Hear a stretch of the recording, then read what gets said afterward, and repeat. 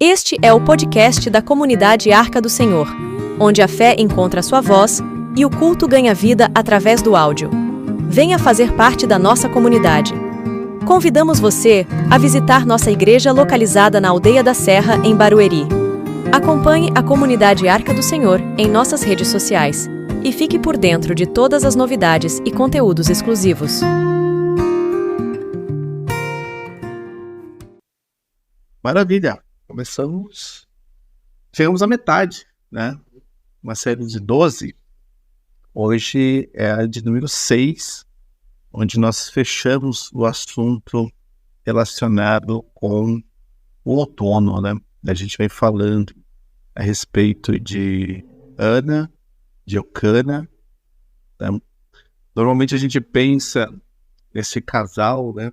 Entende que eles passaram por essa dificuldade e tudo mais, mas óbvio que a Bíblia não dá os detalhes do dia a dia, do que acontecia, né? A gente vê basicamente, né, uma parte dessa história, né? Um resumo, vamos dizer assim, né? Onde a gente olha e percebe que as coisas não estavam tão bem quanto eles gostariam, né?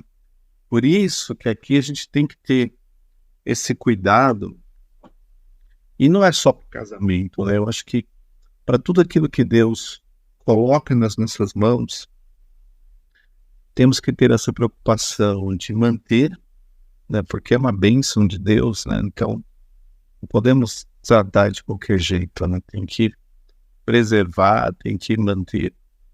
Mas como nós, seres humanos, somos pessoas falhas, ao mesmo tempo que a gente precisa desse esforço para manter, preservar aquilo que Deus nos deu, a gente precisa também corrigir aquilo que eventualmente nós estamos fazendo de errado. É assim o tempo todo na nossa vida espiritual, né? Quando a gente vai ganhando entendimento, a compreensão a respeito das coisas espirituais, aquilo que a gente sabe que está certo, a gente tem que manter certo, né? E aquilo que não está bem, a gente tem que corrigir. No casamento, isso não pode ser diferente, né? Tanto uma relação quanto a outra, esse exercício de manter e corrigir é algo que precisa estar presente no nosso dia a dia. É engraçado porque a gente comentou na semana passada a questão do piloto automático, né? E o piloto automático, ele é extremamente perigoso, porque ele é cômodo. Você deixa as coisas andarem e te dá aquela sensação de que está tudo sob controle, que não tem nenhum problema, não tem com o que se preocupar. E essa comodidade, digamos assim, ela é o que começa a desgastar as coisas, né? Isso acontece em tudo. Por exemplo, na nossa vida profissional, se a gente se acomoda e fala, cheguei aqui, está tudo certo, não precisa fazer mais nada. E ok, se não quiser fazer mais nada, mas o mundo não para, os desafios, eles são constantes. Então, quando Deus coloca alguma coisa nas nossas mãos, é extremamente importante a gente trabalhar para manter isso que Ele colocou nas nossas mãos da melhor maneira possível. E isso implica em dedicação. Lembra que a gente falou na semana passada da questão da dedicação? Manter algo funcionando precisa de dedicação. É inevitável. Vamos trocar o exemplo da casa, que foi o que nós falamos na semana passada, e vamos pensar num carro. Hoje a analogia vai ser com um carro, vai ser com casa. Todos nós aqui temos carro, graças a Deus, e a gente sabe que o carro, por mais que a montadora produziu aquele carro, fez todos os testes de segurança, de durabilidade, de qualidade, a gente sabe que o carro não dura para sempre, né? freio começa a dar problema, o amortecedor, o que mais, Val? Embreagem, né? O motor precisa ficar atento. Então, essas coisas, elas desgastam. E é inevitável, por mais que seja um carro simples, básico, mega sofisticado, luxuoso, desgasta. E como proprietário, você precisa manter aquele carro. Porque senão, o dia que você precisar dele, assim, eu tenho que fazer uma saída e vou ter que ir de carro. Se ele te deixar na mão, ninguém vai ficar feliz. Isso no meio da estrada, que eu começo a acender as luzes lá. Os problemas com o carro, eles acontecem, e para a gente se preservar disso, a gente tem que manter o carro sempre bem cuidado. Fazendo o quê? As revisões, trocando óleo, levando no mecânico, sempre tem que olhar. Há quem diga, né, que as despesas do carro são semelhantes à despesa com o filho, né? Então, sim, o carro é meio... Se você não cuidar, ele te deixa na mão. Você tem que cuidar. Então, o casamento, obviamente não vamos comparar com o carro, seria uma comparação meio grosseira, mas a preocupação que a gente tem com um bem como esse, ela pode, de certa forma, ser comparada com a preocupação que a gente precisa ter com o nosso relacionamento, de manter ele funcionando. E não é depreciar desse funcionando, porque, né, a relação, ela acaba sendo como uma engrenagem, né, que precisa estar muito bem encaixada e precisa estar funcionando de jeito certo. Por quê? Porque quando você entra num relacionamento, você está construindo uma história. Lembra a ideia da história que a gente falou no comecinho da série? Você traz duas pessoas para compartilhar uma história. E o que o casal está fazendo ali? Aquilo que nós vemos no verão. A gente está trabalhando e construindo uma vida. Que muito provavelmente, né, a gente deixa para a geração seguinte, para os filhos. Esta história, ela continua nos filhos, continua na nossa herança. E Eucana estava super confortável, porque ele tinha lá a Penina e a vida estava tudo certo. Mas para Ana não estava bem. E alguma coisa precisava ser corrigida. Por isso, quando a gente olha o problema de Eucana, e eu vou falar uma coisa para vocês, são poucas vezes que a gente ouve uma ministração relacionada com esse casal, poucas vezes a gente fala de Eucana, né? Não é verdade? A maioria das vezes a história pode estar... E claro, ela é a protagonista dessa questão toda. Mas é muito comum a gente ignorar que Eucana tinha problemas naquele relacionamento, né? Uma das coisas que era facilmente perceptível, Eucana estava acomodado. Por mais que ele soubesse que Ana não estava bem, para ele, ok, porque ele não se dispõe em nenhum momento a orar por essa situação. Tá, não tá bem? Vamos orar juntos? Você pode imaginar, será que não aconteceu e a Bíblia simplesmente não contou essa história? É uma possibilidade, é. Mas levando em consideração que a Bíblia mostra as pessoas como elas são, e pegando aquela fala de Eucana, que diz, olha, eu sou melhor do que 10 filhos para você está reclamando à toa, me leva a concluir de que para Eucana estava cômodo daquele jeito. E não que ele achasse que Ana estava sofrendo à toa, é que para ele tinha uma compensação. Assim, olha, eu te dou a porção do prato, eu cuido de você, eu não te rejeitei por causa da esterilidade, você continua aqui, tá tudo certo, certo. Então, para ele era uma questão de acomodação. E, gente, a acomodação, ela não para por aí.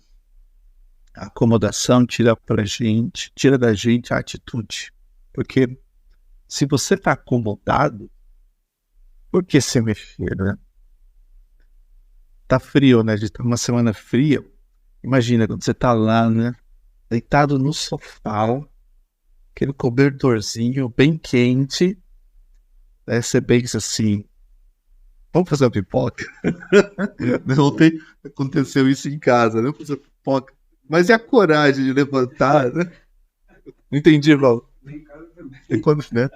Tá tão bom aqui, né? Que se levantar, né? O friozinho pode ser triste, né? Então, a acomodação, ela tira a nossa atitude. Se não tira, pelo menos ela nos deixa mais reativos. A gente se movimenta de um jeito mais reativo. E no caso de Elcana, faltava essa atitude, porque, gente, tinha uma rivalidade dentro de casa. Entre Ana e entre Penina. Pergunta, será que Elcana não via isso? O que você acha, Luiz? Talvez sim, talvez não. É difícil dizer, né? Eu acho que via também. Eu concordo com você. Né? Quem mais concorda? Concordamos. Ele percebia que, né, que não estava certo, né? Só que em nenhum momento a gente vê uma atitude dele, né? Sari, aliás.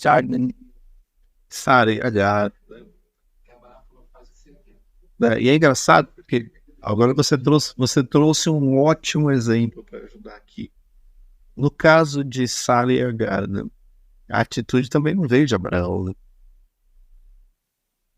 Foi Sara que falou assim, ó, Ismael tá maltratando o filho, o meu filho, no caso de Sara. Precisa dar um jeito. Antes disso já tinha um histórico, porque quando Agar engravidou, ela passou a desprezar Sara. E aí Sara chega para Abraão e fala, tá. E o que Abraão faz? Nada. Falta de atitude. Aí ele joga para ela e fala, ó, faz o que você quiser. Quando você pega um problema e joga o problema para o outro, você não está tendo atitude. Você está tendo uma omissão. É diferente, né? Que é o que estava acontecendo com esses dois exemplos que a gente viu. E é interessante porque quando um lado não está contente, espera uma atitude do outro lado. Espera. Existe uma expectativa. Saber, será que está tudo bem para ele? Será que está tudo bem para ela? Será que nós estamos vendo que as coisas não estão legais? Falta atitude. E qual que é a pergunta mais honesta aqui? Né? A pergunta é, o que você quer que eu faça? O que você quer que eu faça? Essa é a pergunta honesta. Porque qual foi a reação de... Vamos pegar o exemplo de novo de Abraão. Joga para cima. Faz você entender. Mas o que Sara, no caso, esperava de Abraão era uma atitude dele. Então, a pergunta honesta, numa situação como essa, é: o que eu tenho que fazer? Qual que é a expectativa que você tem para que esta minha acomodação não fique pior e isso vire um problema que a gente vai ter mais dificuldade? Lembra que eu falei lá atrás? Domínio próprio e humildade? Está em um bom momento de exercer isso. Porque numa hora dessa, a gente quer buscar justificativo, ou argumentos para justificar que é o outro lado que está enxergando tudo. Sim. Para mim está tudo normal. Então, um diálogo honesto, sincero, mais do que honesto, mais do que sincero, mais humilde, de reconhecer que, olha, se não tá bom, não tá bom.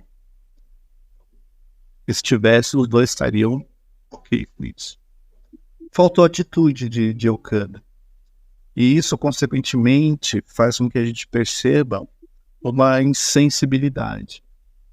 Não é que ele fosse grosseiro, mal educado, hostil, mas ele não sentia como ela estava sentindo.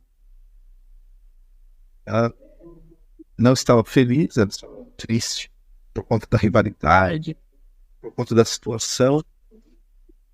Mas para Elcana, essa insensibilidade de não sentir o que ela estava sentindo, não se sensibilizar com o sentimento, a dor, a frustração que ela tinha, fez com que Elcana ficasse inerte, ficasse parado, certo. E uma fala dessa, né, deixa eu voltar o texto aqui, para a gente capturar a fala de Elcana, né? Esse aqui é um pouquinho, né? O elevador de sininho, vamos ver se dá. Deve ser. Opa.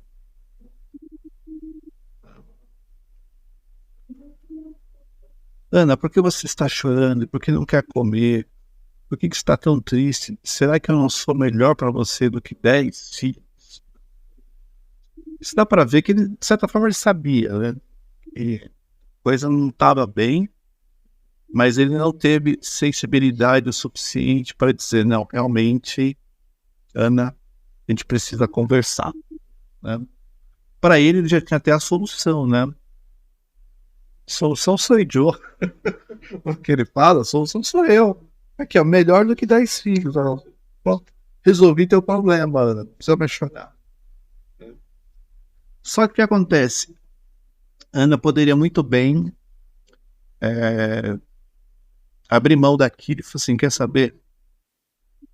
Vou viver infeliz. E pronto, acabou. Mas a reação, a atitude que ela teve foi impressionante. Porque, em primeiro lugar, ela buscou a ajuda de Deus. E, gente, isso é fundamental.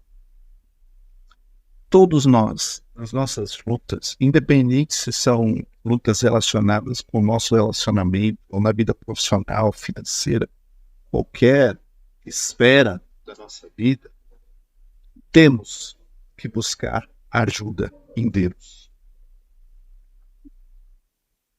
Ela tinha orado já antes? Não sabemos. Talvez eu tinha. Talvez eu tivesse feito jejum. Não sabemos, né? Muita coisa ela deveria ter tentado. Mas nesta ocasião, acho que a forma como ela buscou a ajuda foi diferente. Porque vamos voltar para o texto. Eu vou trazer ele para cá.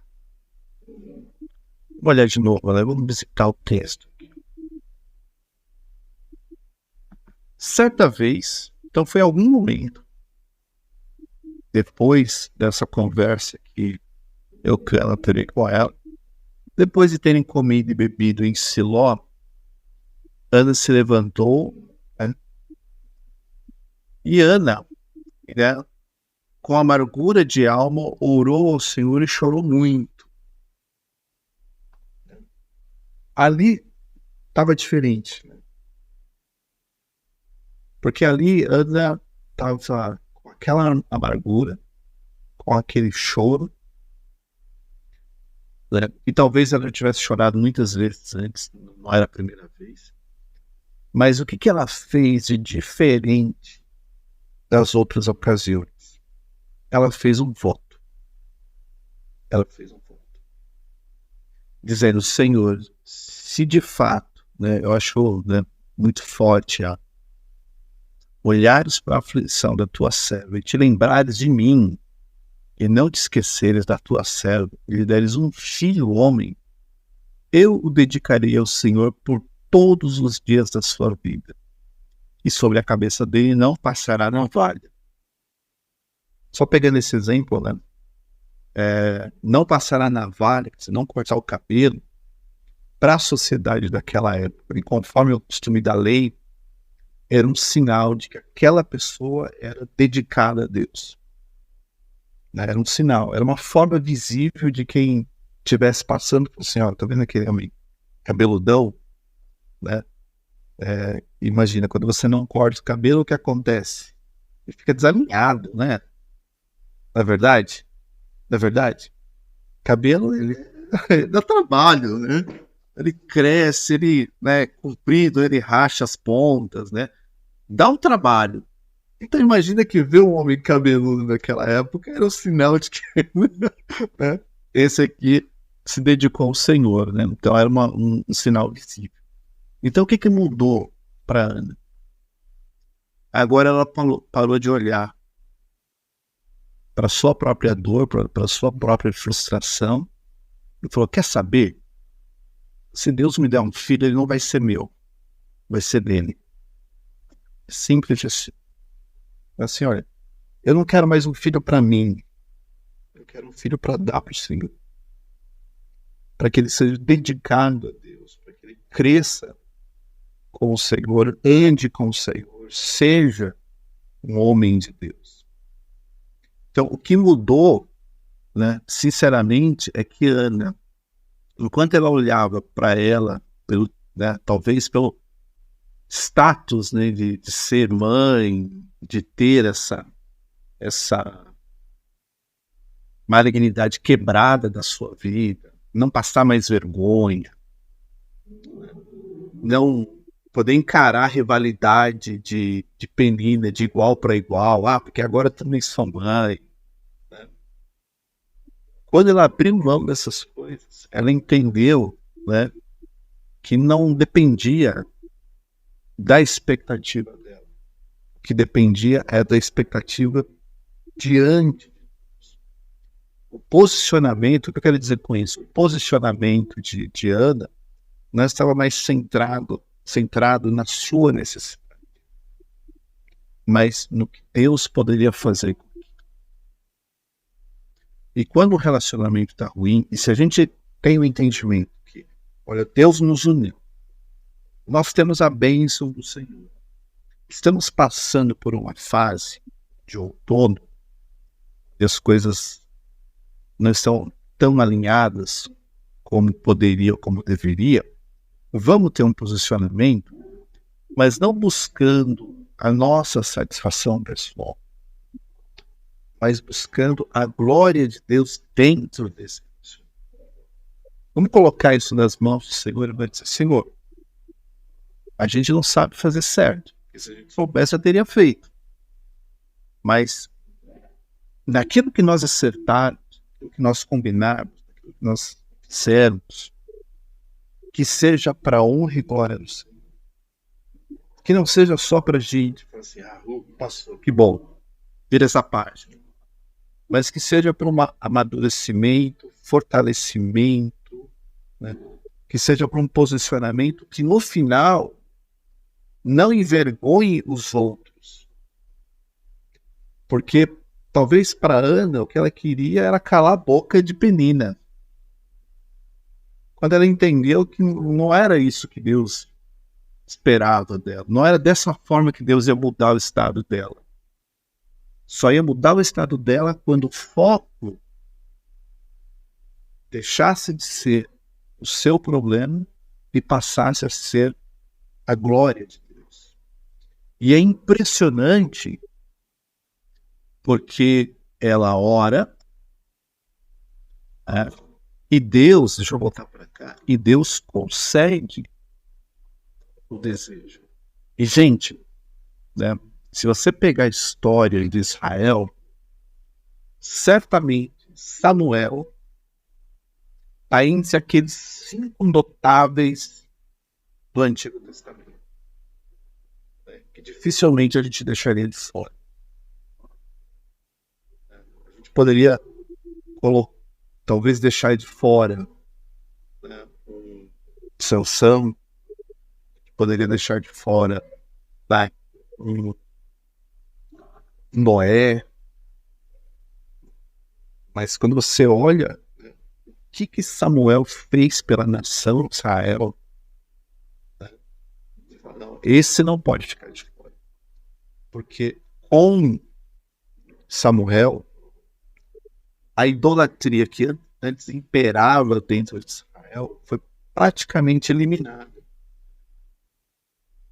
A restauração espiritual e o avivamento que Samuel promoveu dentro de Israel pavimentou o caminho de Davi de uma forma super importante, super essencial para ele. Porque você não vê no reinado de Davi ninguém com problema de idolatria, nem o próprio Davi. A gente começa a perceber isso depois a coisa. Mas quando Samuel chega e fala o seguinte: olha, chama o povo, fala, joguem fora os ídolos de vocês e sirvam somente o Senhor, que mudou a chave.